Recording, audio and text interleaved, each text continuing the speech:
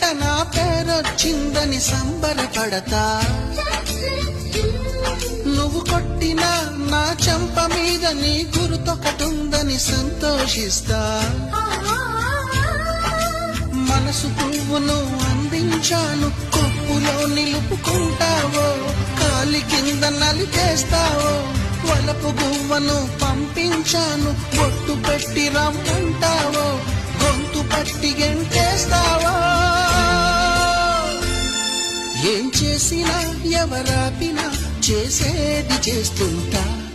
నువ్వు చూడు చూడకపో నే చూస్తూనే ఉంటా.